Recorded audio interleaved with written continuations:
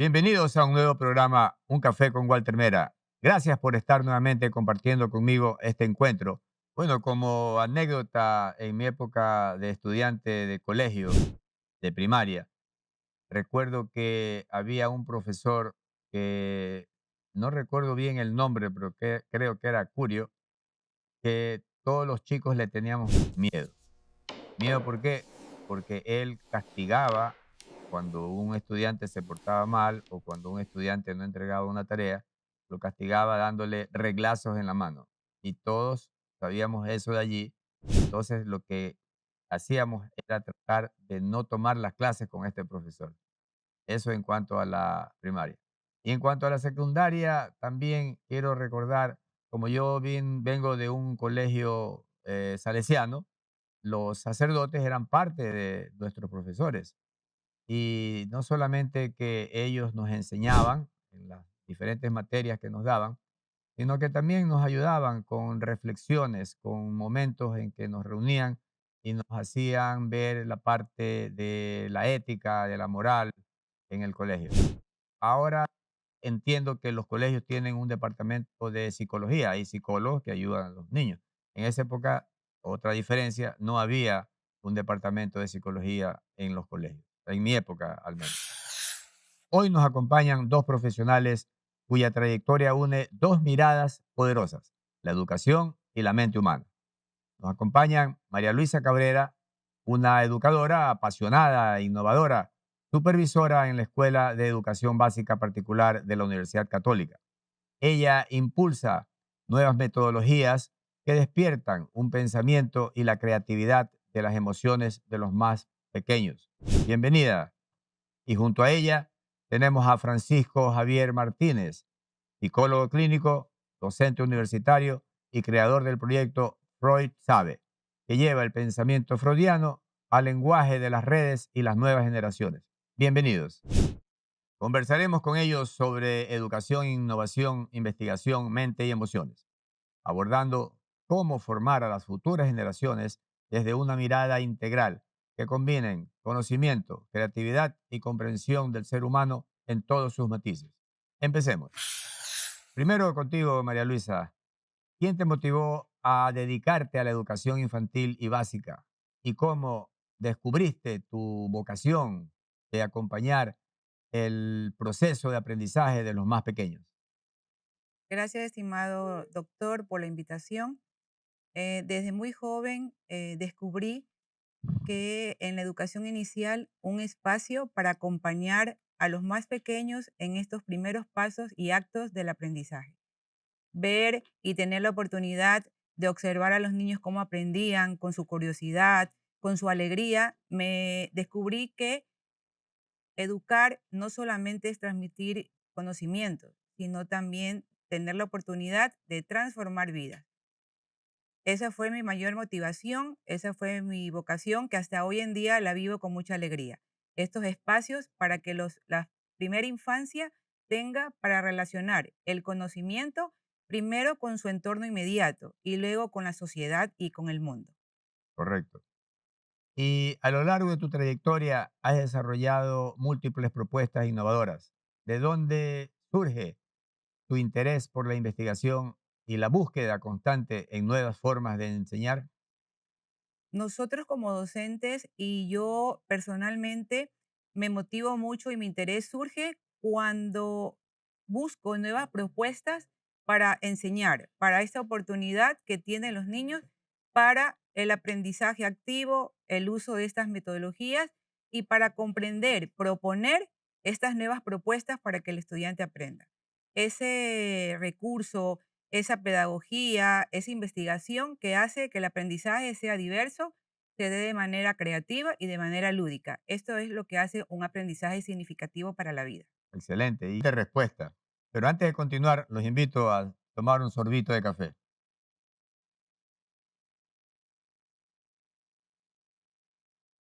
Bien, ahora continuamos contigo, Francisco. Tú eres psicólogo clínico y actualmente doctorando en psicología. Cuéntanos, ¿cómo nació en ti la vocación por conocer, comprender la mente humana y qué te llevó a elegir el psicoanálisis como el eje central de tu trayectoria profesional? Buen día, señor rector, un gusto estar aquí con usted. Para contestar esta pregunta, puedo hacer énfasis en dos aristas o dimensiones, ¿no? En primer lugar, la curiosidad y en segundo lugar, el servicio, ¿no? Curiosidad en función de saber por qué somos como somos, cómo actuamos cuando nos pasan cosas malas o por qué el sufrimiento humano. Eso en función de la curiosidad. Y el servicio en función también de acompañar a la gente en su dolor. Esas fueron las dos motivantes que de cierta manera justamente motivaron que yo me interese mucho en la psicología clínica. Por otro lado, elegí el psicoanálisis porque encontré en este episteme, en esta teoría, la herramienta para poder mirar más allá de algo descriptivo, el sufrimiento humano, sino sobre todo apuntar a las causas del mismo. Muy bien, excelente.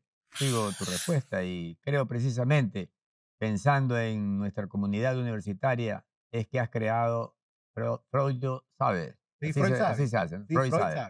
sabe. Un espacio donde has logrado acercar el pensamiento freudiano a las redes sociales y un público joven. ¿Qué te motivó a crear la creación de este espacio y cómo logras que el psicoanálisis dialogue con la cultura digital actual? Es muy interesante su pregunta porque se vincula mucho con la respuesta anterior también, ¿no? Justamente en tiempos de pandemia, en donde se puso de moda hablar de temas de salud mental, vi la necesidad de crear este hashtag que se llama Freud Sabe para poder de cierta manera poner en redes sociales lo que a mi criterio era una opinión responsable, pertinente y adecuada de cuestiones que tienen que ver con salud mental, ¿no? Lo que me motivó fue justamente escuchar a mucha gente que estaba hablando de temas tan delicados como la salud mental, que más que informar, desinformaban y desorientaban. Entonces Freud sabe, nace desde esa iniciativa de resignificar, rectificar y sobre todo redignificar el tema de salud mental en redes sociales. Excelente, Francisco. Y en cuanto a ti, María Luisa, ¿cuál es la importancia de la colaboración de la familia en el proceso educativo? Bueno, hoy en día se pensaba antiguamente que la responsabilidad de educar era de los colegios, ¿verdad? De las escuelas, las instituciones eran las únicas responsables de compartir, de informar, de compartir conceptos teóricos, de formar. Hoy en día se habla mucho y a partir aún más de la pandemia, que la familia juega un papel muy importante en la formación de la enseñanza. La familia es un elemento esencial con la comunidad, con la escuela, donde participa, porque ¿dónde es la primera escuela? Es el hogar, es la familia, es la que ayuda, acompaña en este proceso de aprendizaje. La familia se involucra, la familia es el entorno inmediato para que los chicos se sientan guiados, acompañados. No solo es la responsabilidad de la escuela ayuda a fomentar los valores, ayuda a instaurar los nuevos conocimientos, pero es la familia la que da la primera enseñanza para que su hijo se inserte en este sistema educativo. No puede trabajar la escuela sin colaboración con la familia. Van de la mano y hoy en día es un recurso muy necesario que se incluye dentro de esta formativa, dentro de este requerimiento que nosotros como docentes requerimos. Este papel fundamental de la familia genera seguridad, genera seguridad, confianza. eh, Diría yo que juega un papel importante en esta formación. Excelente respuesta, María Luisa. Y por otro lado, Francisco, quería extenderte una felicitación especial por el reconocimiento post-mortem que recibió tu señor padre. Cómo te sentiste cuando el doctor Amalio Martínez, quien lo conocí de cerca, recibió esta condecoración? Yo me sentí realmente muy orgulloso. Creo que fue para mi familia eh, una un escenario de culminación de mucho orgullo en función del trabajo y el sacrificio y la entrega que mi padre hizo a la educación y sobre todo a esta universidad que fue su alma mater. Él estudió aquí, fue la primera promoción de médicos de la Universidad Católica y luego estuvo 30 años trabajando en la Facultad de Medicina. Entonces realmente para mí, para mi familia, para mi mamá también, fue un orgullo muy grande que finalmente la universidad también eh, eh, fue muy coherente en reconocerlo y para nosotros como familia fue un orgullo. Nuevamente, felicitaciones. Muchas gracias. Señor rector, aprovechando la oportunidad de tenerlo aquí presente, me gustaría hacerle dos preguntas Por supuesto. que son del ámbito de mi interés. En primer lugar, me gustaría saber qué lugar ocupa la salud mental en las políticas institucionales, sobre todo de bienestar para el estudiante y los docentes. Perfecto, excelente pregunta. Mira, Francisco, la salud mental debe ser una prioridad transversal en las políticas institucionales universitarias, entendiéndose como un componente esencial del bienestar estudiantil y docente mediante la promoción de un entorno, de un grupo de personas que recurren a un apoyo accesible y a la capacidad de la comunidad universitaria para identificar y manejar problemas de salud mental, formando una cultura de cuidado y apertura. Mi segunda pregunta quizás es un poquito más personal, pero sí es algo que me interesa mucho y quiero aprovechar la oportunidad que lo tengo aquí tan cerca. ¿Cómo usted maneja quizás el estrés, quizás a lo mejor algún tipo de ansiedad que puede justamente manejar un rector en función de su liderazgo en una institución tan grande como la universidad? Efectivamente, el estrés existe, pero el rector debe cuidar su salud mental liderando con el ejemplo, personalizando, priorizando su bienestar a través de hábitos saludables, buscando apoyo y estableciendo límites claros para gestionar el estrés y evitar el agotamiento profesional. También es fundamental promover una cultura de salud mental en la universidad, apoyando programas de bienestar para toda la comunidad, estudiantes, profesores, creando entornos seguros y de apoyo mutuo. Excelente. Mm. Señor rector, gracias por la oportunidad y por compartir este café y este espacio.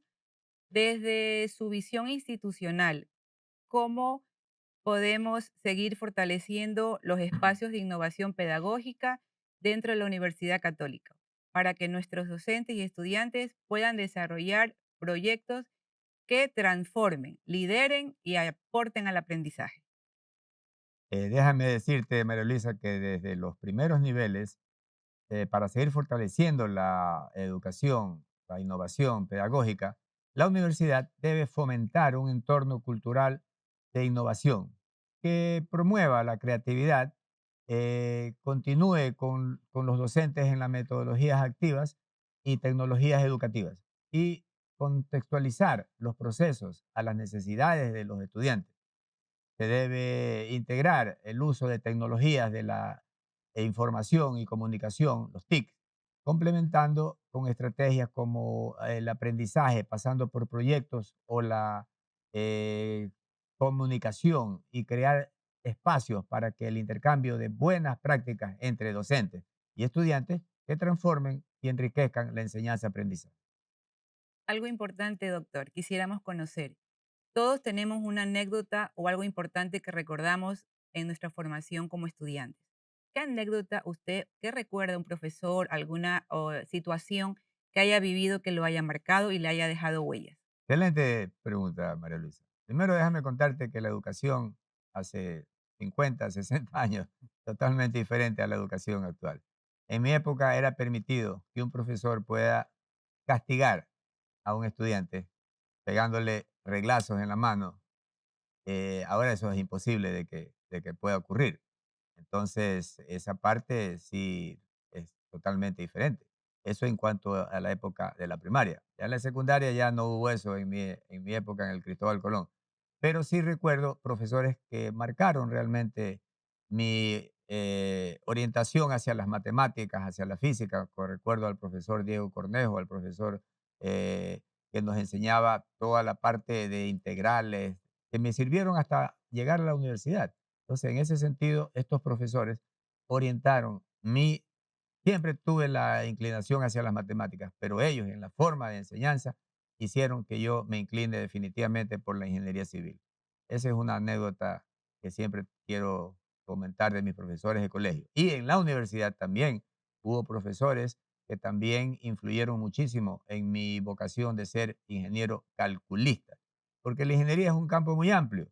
Hay ingenieros constructores, hidráulicos, sanitarias. Yo soy calculista, yo calculo estructuralmente edificios altos, pero repito, estos profesores me marcaron para poder ser lo que soy actualmente.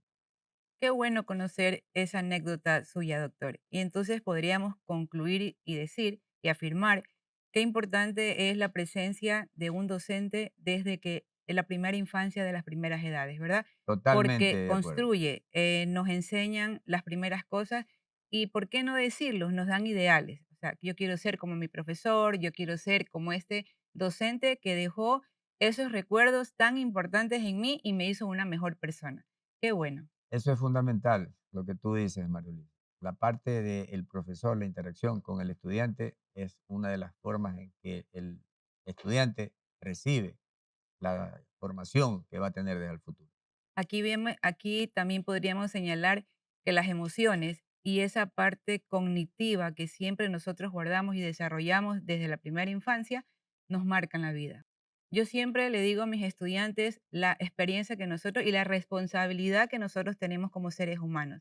Vamos a tratar con un recurso humano, no con una cosa. Y entonces nosotros tenemos que ser conscientes de la responsabilidad que tenemos cuando entramos a un aula, a esta inclusión, a esta mirada, a esta educación diferente, a este respeto por el otro, a esta tolerancia, a este incluir, a este trabajo colaborativo que nosotros tenemos como docentes en el aula. No solamente en el aula, hablamos del aula de repente en espacio físico, pero hablamos de todos los entornos. Entonces, ser docente es una responsabilidad, diría yo, que asume toda la vida de una persona, de un individuo, que ayuda a enfrentarse y a tomar esa seguridad que usted me dice hoy. Recuerdo a mi profesor de matemáticas y hoy, gracias a esas enseñanzas, usted es un excelente profesional. Bueno, Lo gracias. felicito. Gracias. Estamos llegando al final del espacio de este programa. Bien, María Luisa, Francisco, los invito nuevamente a tomar un sorbo de café y a ver el café del día. El café de hoy es un filtrado utilizando el método Chemex. Para ello vamos a utilizar un Chemex con su filtro de papel. Vamos a utilizar 30 gramos de café molido grueso y 500 mililitros de agua. Vamos a colocar los 30 gramos de café sobre el filtro de papel y vamos a vertir de forma circular aproximadamente 60 mililitros de agua y esperamos 30 segundos. Luego de esa espera vamos a ir virtiendo el resto del agua hasta llegar a los 500 ml durante aproximadamente 3 a 4 minutos, siempre recordando que el vertido debe hacerse de forma circular. Una vez finalizado, retiramos el filtro de papel con el café y podemos servir el mismo. Les recuerdo antes que nuestro auspiciante es Café Gardela. Excelente café. Recomiendo a todos nuestros oyentes y quienes nos ven.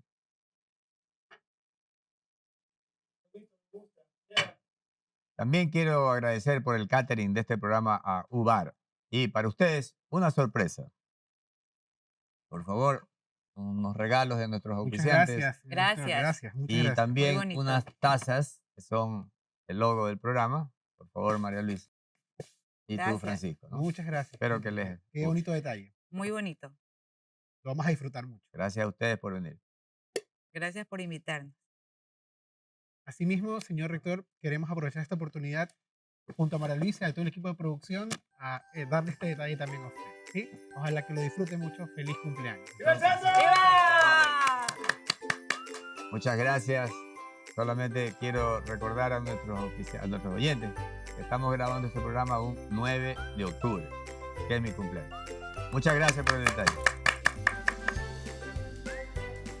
Quiero agradecer a ustedes su presencia y hoy hemos compartido un café que nos invita a mirar más allá del aula y más allá de la mente.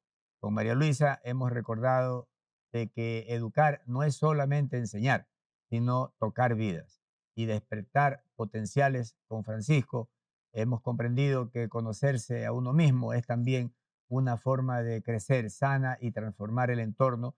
Gracias a haber estado con nosotros. Gracias. Y no se olviden de seguirnos en activar la campanita para que les lleguen las notificaciones. Nos vemos en el próximo café con Walter Mera. Un abrazo. Educar y entender la mente humana son En el fondo, dos caminos que conducen al mismo destino: formar seres humanos plenos, conscientes y felices.